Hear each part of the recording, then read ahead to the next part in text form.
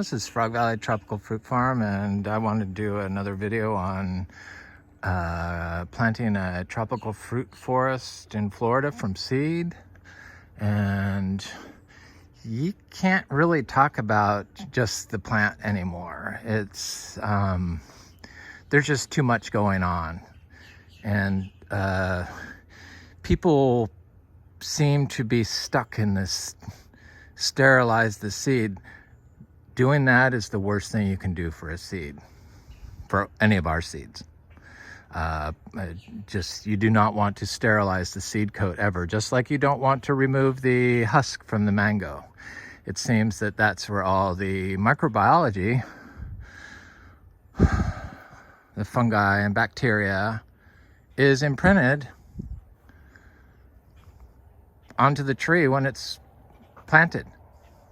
So if you remove that and you sterilize anything with hydrogen peroxide, you completely ruin that tree's chance of combating disease successfully naturally. Because the tree doesn't have the microbiology that grows inside the tree, the endophytic microbiology that grows inside the tree. Because when you take wild seeds like they do here in the US and you sterilize them, after like 7 years there's no more microbiology left in the plant.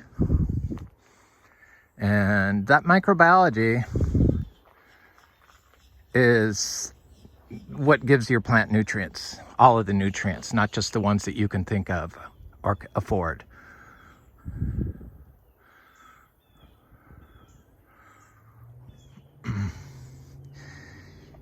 We know this. We know that it's the microbiology, and you can't really talk about the plant or the human without talking about the microbiology.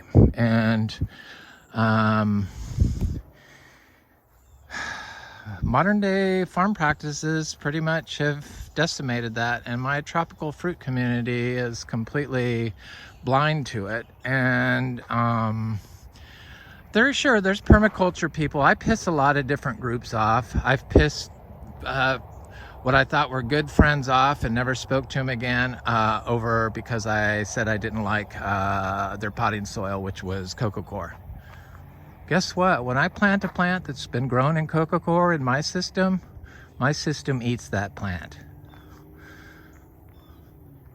My biology will consume that, just like it will consume anything that I've been given that was grown with Miracle Grow. It will consume the entire plant.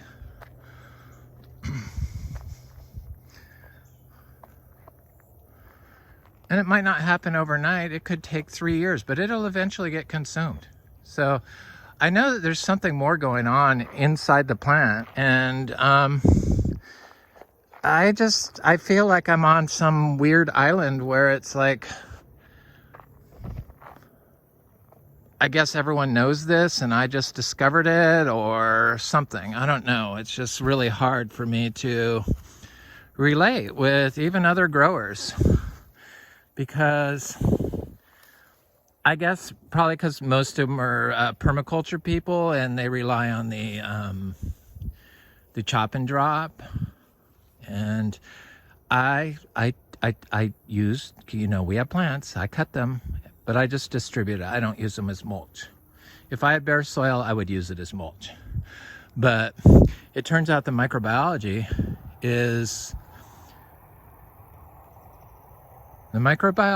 in your soil is because of the plant diversity above ground.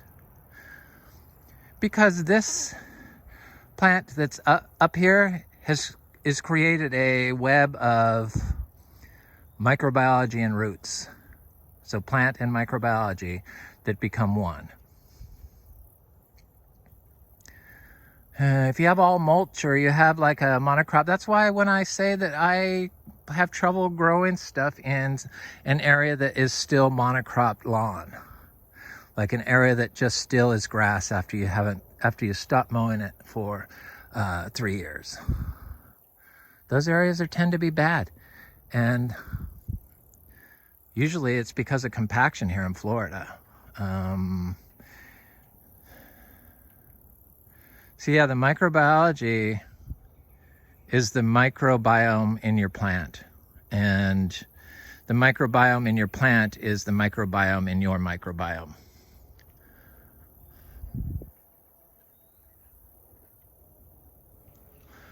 This blood orange tree is seed started, and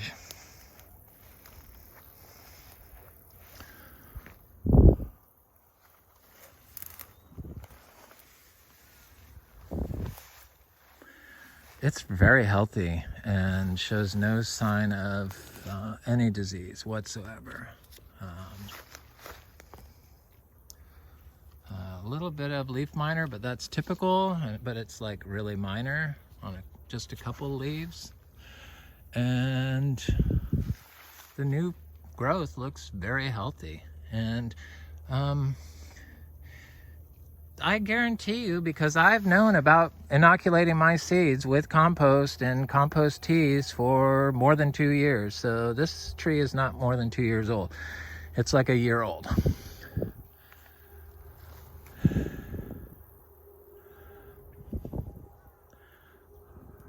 This was a part of the really bad area. Sure, there's a pine tree here, which probably would have died if I continued to mow. Or, yeah, it died. Seed grown, no water, citrus, blood orange seeds, organic seeds. Start with organic seeds.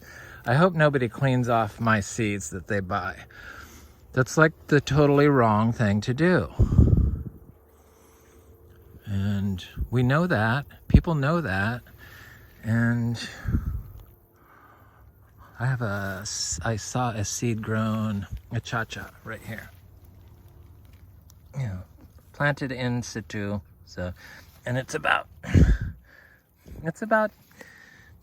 15 inches tall. But I mean, look at the orchard floor. It's like everything. It's completely covered. You have to practice soil health. It is what it's about. And really, we only need to know one freaking rule here in Florida, and that's just to do not disturb, which means don't walk on it. Because that's how you disturb the soil, by touching it with your foot or your tractor. That's like the worst thing ever for soil microbiology in Florida. So, yeah, I piss people off when I say stuff like that. And the mulch people, I understand the mulching thing, because, I could get trees to grow faster if I gave them large quantities of manure around them. And if I watered them, they'd grow even faster. But you don't have to water them, and that's really not what you want, because then they're getting readily available nutrients in an unbalanced form. So that would be nitrogen. So the trees, you kind of want the slow grow. You want it fast. I think that if we studied soil microbiology, which is the microbiology growing in the plant's microbiome, so inside the plant, the endophytic microbiology, the microbiome of the plant, if we studied that and developed whole green feed systems for cattle designed to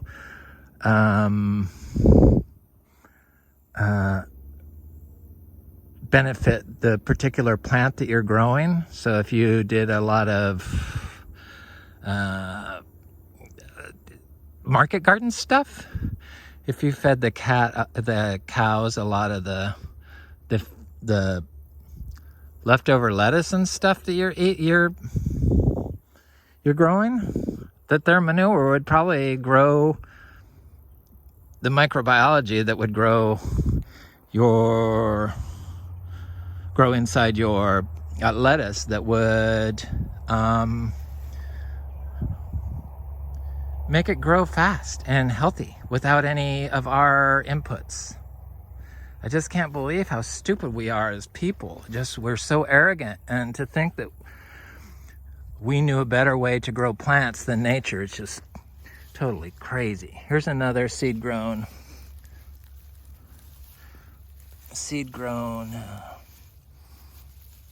a Chacha. I think I've shown that one before. This is my seed grown, or one of our seed grown Ingus spectabilis. I mean, look at how healthy that is. I mean, it is, you know, this was like a monocrop lawn still, but it was tall, and I planted some of my favorite jackfruits in here and didn't realize, because you see I plant them in the tall cover. But it was mostly this lawn stuff. And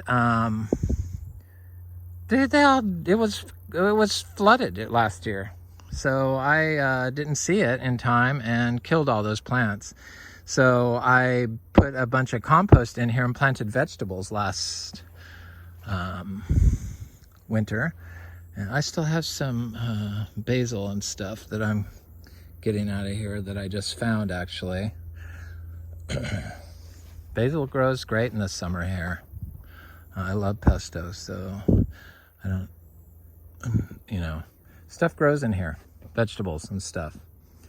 But it's all this diversity that came after I added compost to this and grew vegetables, so added different plants. And then these weeds that I know come up in compacted areas or disturbed areas, like an area where a horse has chewed the grass down to like a 1/4 inch. If you let it grow out, these things will grow in there. Or if somebody digs a hole for a electric pole, it will grow in the top of that hole. So any disturbed areas they grow in. So I was happy to see them come in, because this diversity is what is the microbiology. It's the natural microbiology, which is what you want. So I have some other seeds grown trees here. Here's one, Ingus spectabilis. So this Ingus spectabilis was planted at the same time as this one. This is about plant diversity, so I might as well show that one. So there's a huge difference, and they're like 20 feet apart. That's pretty much better over there than it is over here, soil-wise, for some reason. I think because it didn't have any standing water. But this tree didn't mind the standing water. And but what I did different to it is that's when I first started experimenting with planting, because I discovered that I could grow seeds all together in one tree. So here's a Colac Talicia florescii. Here's a Garcinia dulcis, and this is a Ingus spectabilis. And there was some other Ingus spectabilis in here. I think that's maybe one that I planted over there at the same time. I'm not sure exactly what batch that came from, but I imagine since they're so close that, yeah, this was planted from the same pot. So I peeled that one off and then said, I'm going to test planting all my trees together. So all this plant diversity that's growing all close together is more soil microbiology that can grow inside diversity, that can grow inside your plant, because it's this plant's soil microbiome. It's where all the nutrients come from, and the water and everything else, I'm sure. So all these plants did like much better, except for the Colac. The Colac, but it's kind of in full sun there, so maybe it didn't like that. It's semi-shaded by these weeds, but I don't know. It was compacted soil too. I mean, this was a compacted soil. But it's growing. This one's growing huge, and at least the Colac survived. That's a super rare plant grown from, and these all grown from seed, seed grown. Started in a pot. I start all our pots in compost, biodynamic compost. We make our compost. Yeah, we're a biodynamic certified farm. tropical fruit trees, pretty much the first one of its type. And so we make compost with cow manure, and cow manure contains anaerobic microbiology that lives below ground and inside your plant. Yeah, I could have done chop. People want, it seems like this is like the question, like second most to why aren't you clearing the weeds around your plant? The second most one is why don't you use mulch and do chop and drop? This chop and drops by itself, you don't have to do anything. I mean, it's just so fundamental. It's just, we got to let nature be nature and do its thing. So this is a seed grown starfruit, and this is a Oscar's giant purple. So it's a softball size giant purple starfruit, and it's really healthy. It was in a bad area. This was the flood area, but it survived, thank God. I think I was sending it lots of good energy because I tended to plant all my favorite stuff right in front of the house, which is where this is. And that's where our fruiting at Chacha is. My favorite black sapote is. It's just different other star fruit are. Let me go over to this. So I like this. This is what I like. This is really good. Could you imagine what the root system looks like below ground?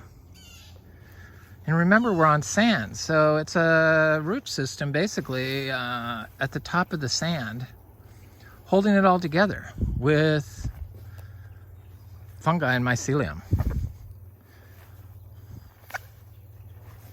and glues that roots exude.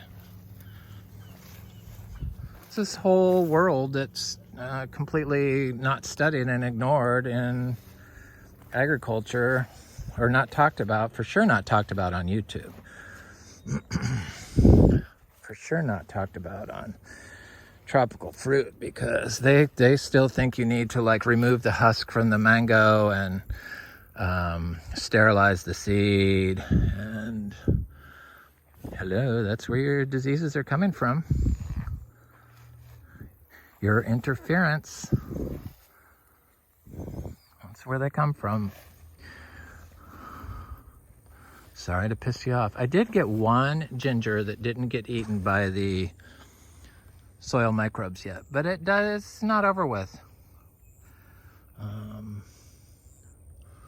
Maybe two. They don't look healthy. Mine grow in full sun. I plant my ginger in full sun. People kind of get confused by that or freaked out. They do fine in full sun here.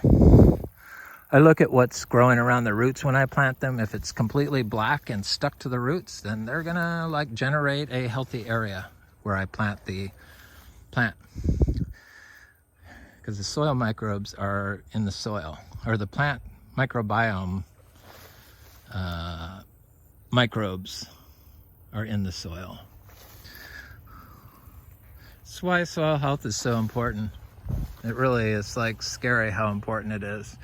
And why it's completely ignored is bizarre. So here's a raw sapote. You know, none of these are watered. You know, who doesn't water their egg fruit? And seed grown, and it's this is its second summer, so it's been in the ground about 1.5 years, I would guess. Yeah, and it's about 2 feet tall, which is excellent. That's what I want. That's totally what I want. I have some stuff over here that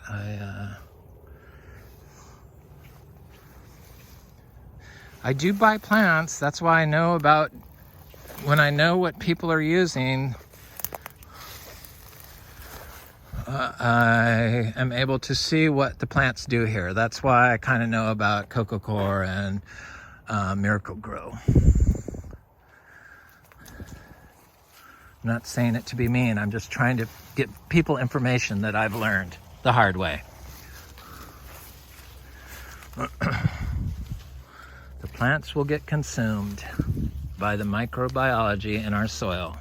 Here's our Annona Salsamania, and it's about, looks like it's about 10 inches. Right there. Yeah, right there. See? I've been growing Annona Salsamania for since I got here. I had one that I brought here, so 5 years ago, and I planted it near my giant seed-grown Quaimak, and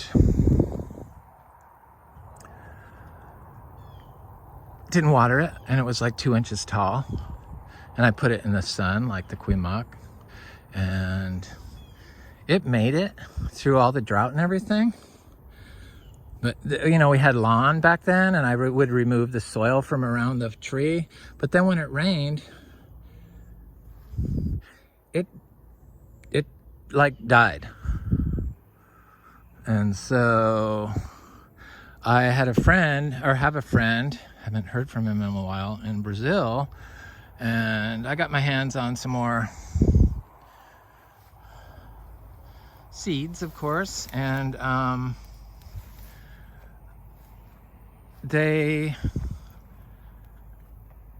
I killed them. It was before I would inoculate the seeds. I kind of wasn't a pro at them. And so then I got, then I just gave up. And then recently somebody in Florida was selling seeds reasonably, and I bought some and bought those seeds, and I plant my little trees right out in the, in this. That's what I do when they're like 2 inches tall. And they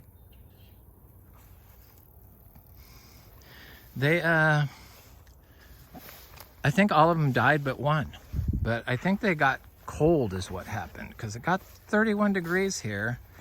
And I think the ground got cold right there. I mean, there was frost on stuff, but for some reason, very few of our plants got hurt, which, I mean, they didn't even get a mark, thank God. But it's the microbiology can help your plants when it's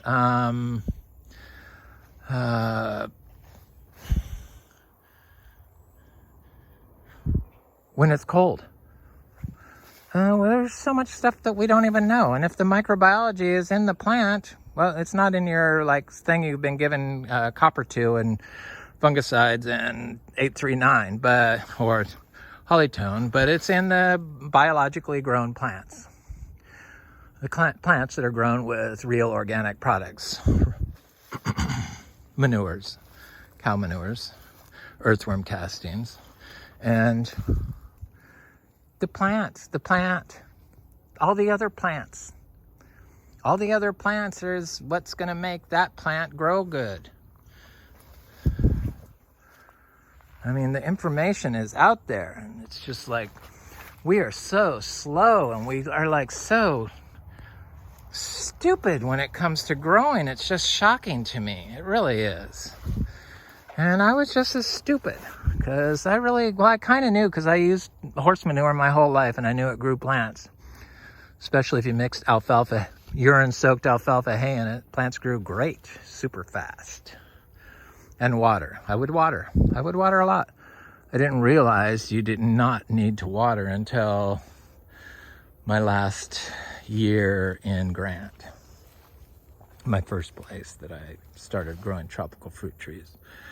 We've got another place that we've had for more than 10 years that I've been growing tropical fruit trees at without water continuously, and it's on a sand dune, and they do just fine.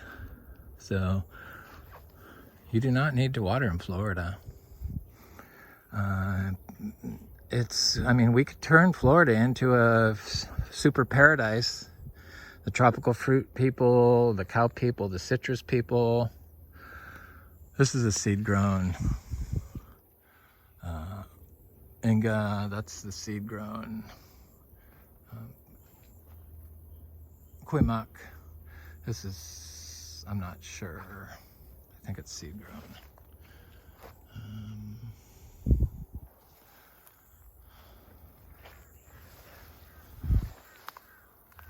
I have a bunch of like Cherry of the Rio Grandes, but I really don't want to walk in there because I've planted a bunch of different seeds, different garcinias, and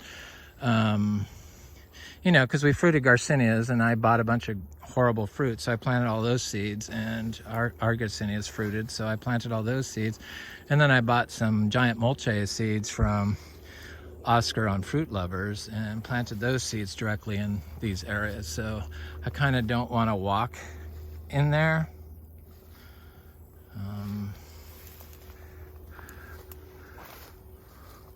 I've been dumping, you know, bedding, manure, crap.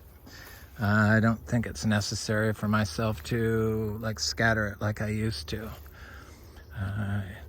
The fungi and the roots go up into the bedding really quick here. It's like it takes it over, and it doesn't stay there. Let's put it that way. Plants don't stay there. So I guess we should go look at some of our seed grown jackfruit that we don't have to water. There's seed grown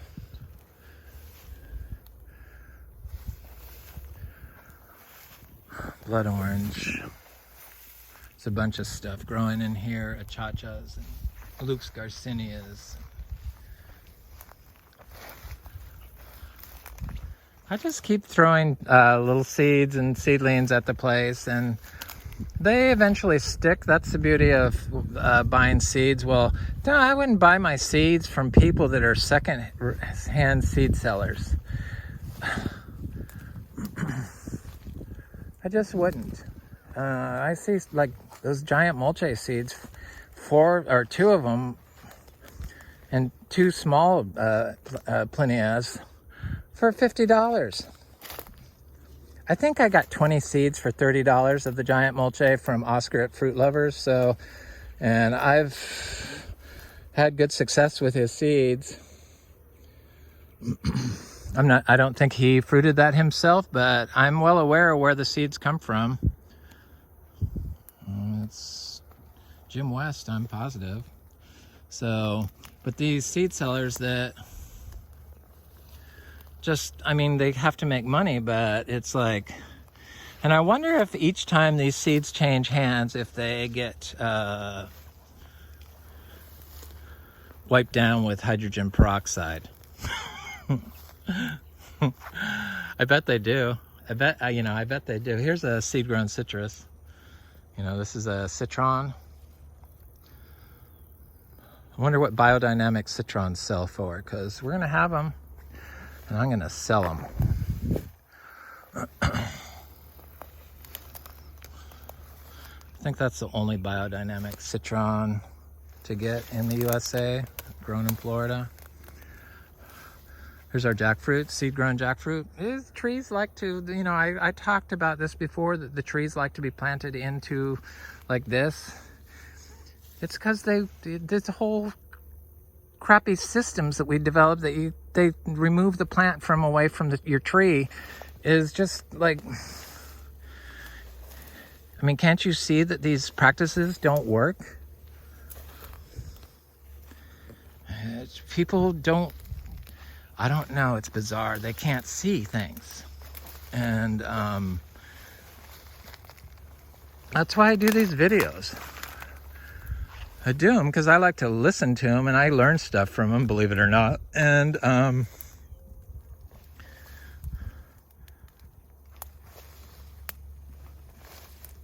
it's somebody to talk to that understands this, or sees why it works. I mean, you kind of can't dispute the fact that it works if you see it, right? Sure, I don't have big plots of hundreds of large giant trees. My trees are all different sizes because I've done this whole thing by myself. This is my yard. And I want to discover why and how to do it better. Because Florida deserves our help, and I'm not going to shut up. Florida deserves our help, tropical fruit growers. You don't have to chop and drop a bunch of shit. Sorry. If you grow if you have a healthy orchard floor, that's where the microbiology in the soil resides, in a diverse array of plants growing in your orchard floor, not a pile of banana leaves.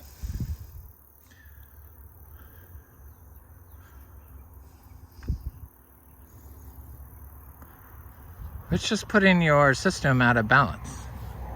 I mean, nature doesn't grow with a pile of mulch over it so that the water can't flow through the soil. It just doesn't work like that. And you need the plants for the microbiology in the soil, which is the microbiology or microbiome of your plant. So we need to stop talking about just the plant. The plant is so much more. There's so much more life inside of a plant of food that we eat, that we should be eating. And it turns out it's the intelligent microbes. It would kind of explain our food system right now. It's just, there's no intelligent microbes in our food. I thought there was a snake, sorry. You gotta watch out for snakes here. Ugh. I just kind of hold my breath. Seed-grown citrus. Seed-grown citrus.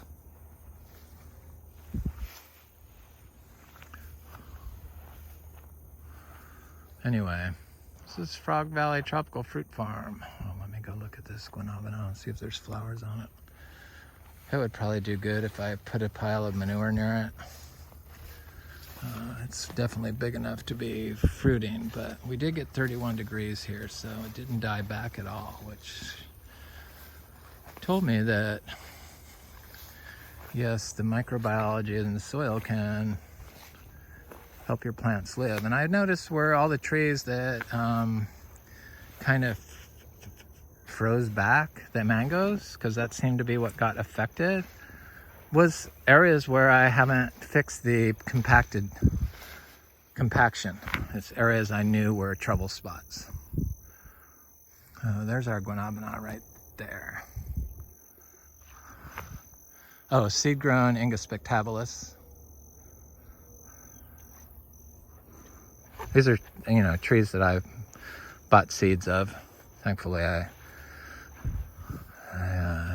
don't think I have to buy any more seeds, but I kind of mostly bought seeds from people I trusted. It seemed like seeds from people's plants that they grew in Miracle Grow. The trees all died, the seeds. Sorry, I don't want to piss anyone off, but I'm just telling you, stuff that doesn't get started right. I have a feeling those seeds were sterilized, the husk removed, or sterilized. I don't know. I don't know what they're doing, but the microbes here will eat that stuff. Whoa, soil is soft, soft, soft. I'll get fruit off this eventually. It's thankfully you can find guanabana, but I want to produce my own. I planted a bunch of seedlings of it, but I'm not really sure where they're at. This peach cobbler mango tree is like doing great. I don't worry about the sun. It seems to be that the trees, especially when they're young, they like to be in some shade. So,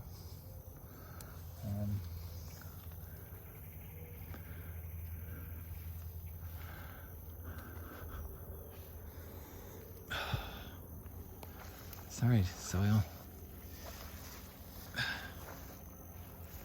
Most of the mangoes that froze back are now like growing very well. It looks like they're going to be bigger than they were when they got froze.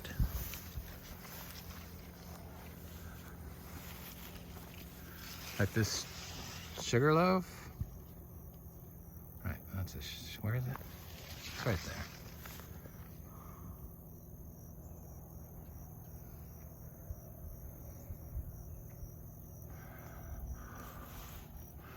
That's stuff snapped back from the freeze. I now know that I need to like, see how it's just grass in there? I need to like put some pile of manure in there, you know, area where I can plant some vegetables. That was a compacted area. That's what it does. It kind of stays just grass when the soil is compacted. You know, after 2 years of not mowing it, the grass is still only like, you know, 1.5 feet, and it's all monocrop grass. That's compacted areas here in Florida.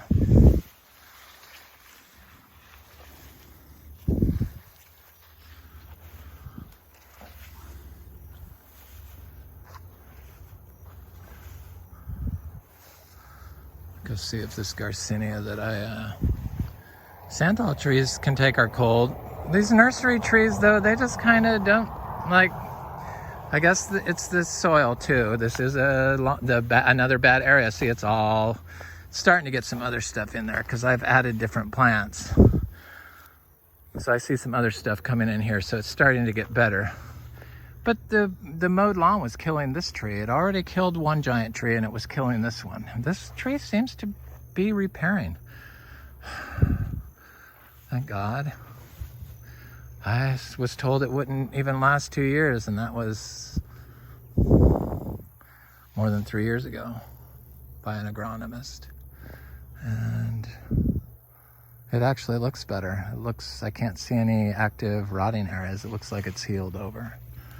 So we just have to look at what we've been doing to the land, and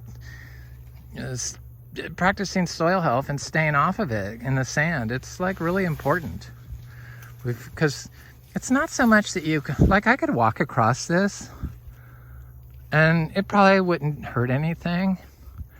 But what we do is we walk across everything over and over and over again.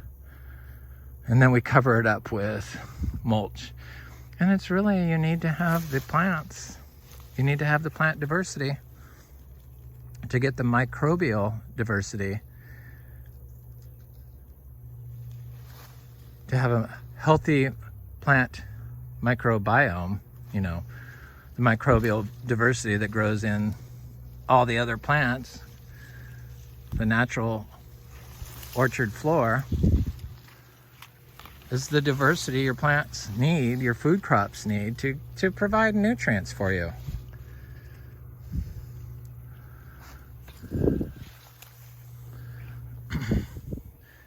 I just wanted to see if that tree was flowering.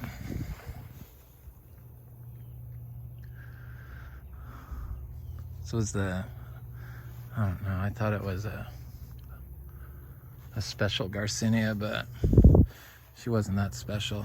I like them, but I'm gonna look for a cherry of the Rio Grande because I know there's one here, but I don't think I can find it. And I'm for sure not gonna walk on everything. But I know there's one here.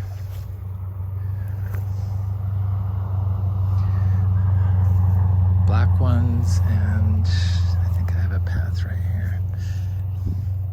Black ones and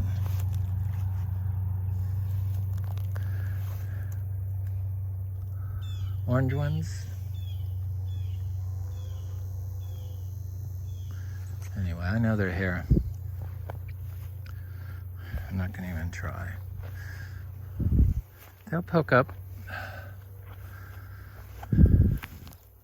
Here's the seed-grown key lime.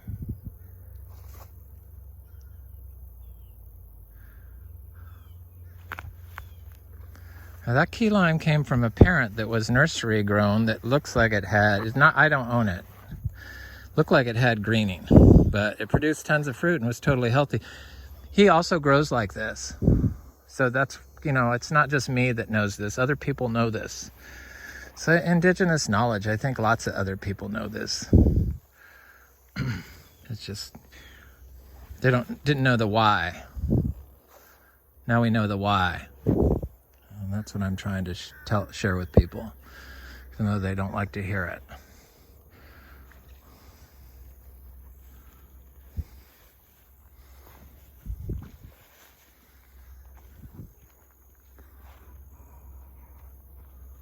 Oh, I wanted to show some seed-grown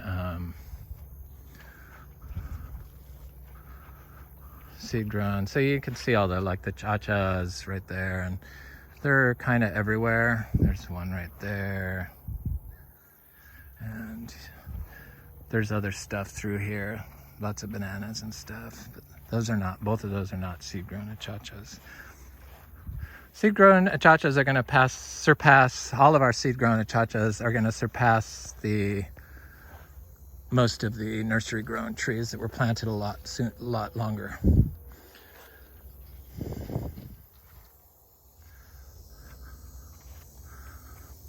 There's a rose apple, seed-grown, no water. There's another one. I have like the blue lily-pilly, and I forgot where I planted it. I'm sure it's still alive because kind of our plants don't die now. It's kind of hard to imagine that, but all the ones that I know that I can find along the road or trail that I planted, they all live, and it's not like I'm touching them and weeding them or anything. This had a citrus here, kumquat, I thought. Where did it go? Kumquat. Oh, there it is.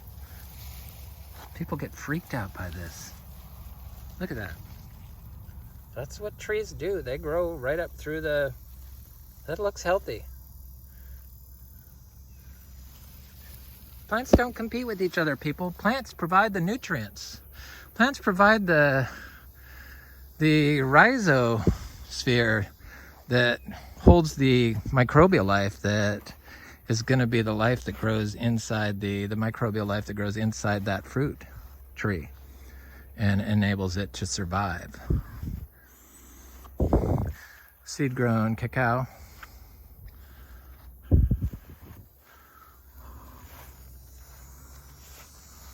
Seed-grown cacao. Seed-grown cacao.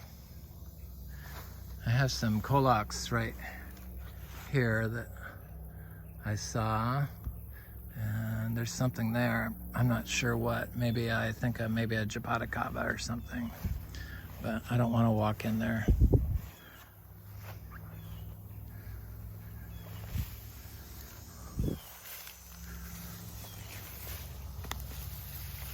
Seed-grown chacha.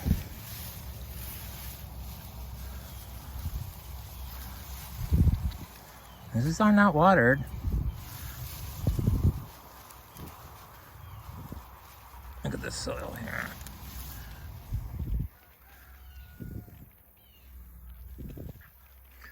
I mean, this is white sand, I thought, people. This is what living roots do. Those are soil aggregates, so that's just not compost you've created from mulch. That's already mineralized carbon. You can only get that with the living roots.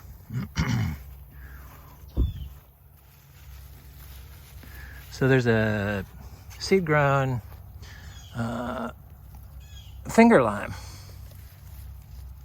and it's right there. Can you see it? Let me get closer.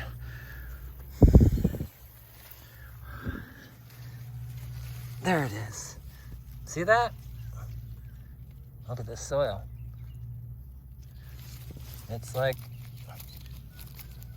Hasn't rained here in days, and it's like, that's soil aggregation.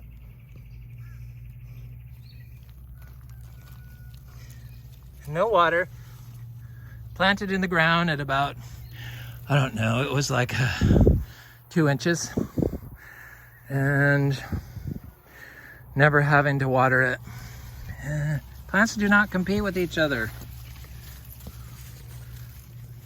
You build the microbiology, the plant enabling microbiology, you know, the nitrogen fixing bacterias and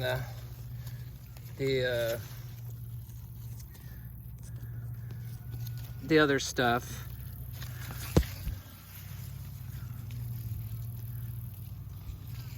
The fungi that produce the hormones inside your plant to make it flower, ward off disease and insects. You get it from the natural wild diversity. That's why natural areas need to be put into your tropical fruit growing areas. I think it's like, it's the most important thing. I see these hideous mowed lawns in Florida and then big tropical fruit trees, and it's like, I mean, can't you see that that's not healthy? Am I the only one that can see that? Surely not. Anyway.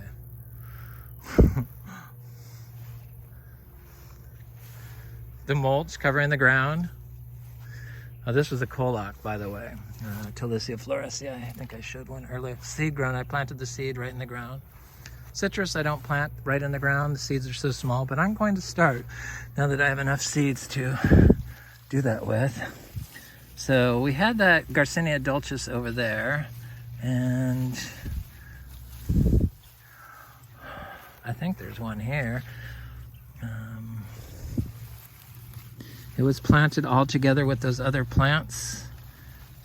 And where is it? Oh, it's a Chacha. It's right there.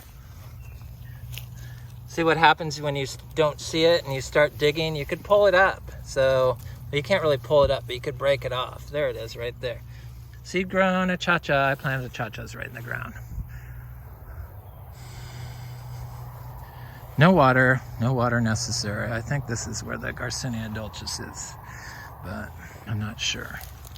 I'm gonna look a little bit. I'm not going, there it is. Right there, see it? People freak out when they see stuff like this. Trees are meant to grow like this. I mean, come on. I don't need your freaking stupid help. Our stupid help. They don't need any help from me, just a little manure.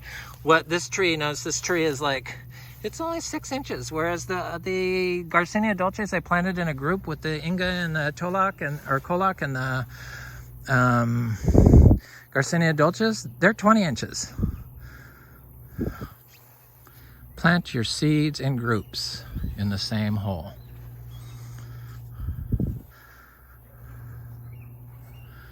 Anyway, this is Frog Valley Tropical Fruit Farm, and I just wanted to go over planting tropical fruit forests from seed and how easy it is to grow them naturally, and the importance of microbiology in your soil. Because the microbiology in your soil is the endophytes growing inside your plant that people don't talk about. It's the smart microbes. Those are all your nutrients. When you consume the plant, you should be consuming them. But unfortunately, our farming practices forgot about that. And plants today are grown without most of the microbiology. And that microbiology is what growing inside your plant is your plant's microbiome.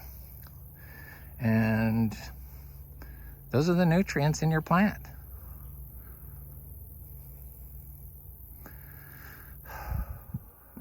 Anyway, plant a seed-grown forest for Florida naturally. Have a good day.